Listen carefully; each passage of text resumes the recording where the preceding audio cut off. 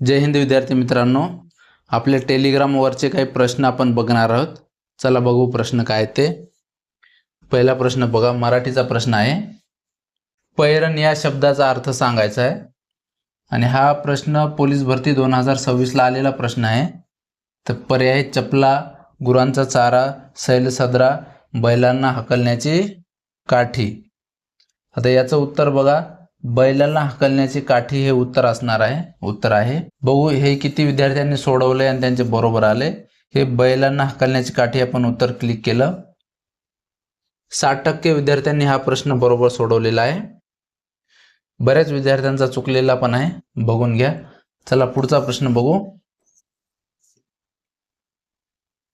आकाशाला बुटकळी लावणे या वाक्प्रचाराचा योग्य अर्थ काय?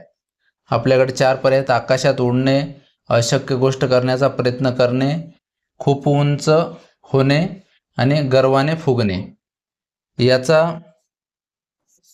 पर्याय क्रमांक 2 हे उत्तर असणार आहे. अशक्य गोष्ट करण्याचा प्रयत्न करणे. आकाशाला बुटकळी लावणे म्हणजे बघा, आपण किती विद्यार्थ्यांना बरोबर सोडवलाय ते बघणार आहोत. आपलं उत्तर आहे पर्याय नंबर 2, अशक्य गोष्ट करण्याचा प्रयत्न करणे.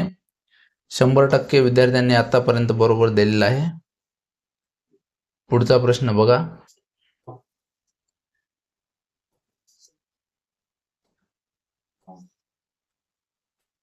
पुढील वाक्प्रचाराचा योग्य अर्थाचा पर्याय निवडा.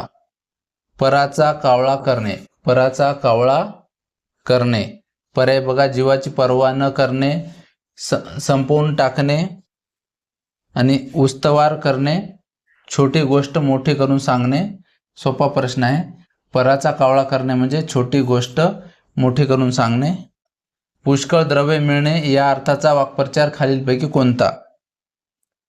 पहिला पर्याय आकाश ठेंगणे होणे, दुसरा मोक्ष मिळणे, तिसरा उखळ पांढरे होणे, धागड गडा सुंदरी होणे. पुष्कळ द्रव्य मिळणे.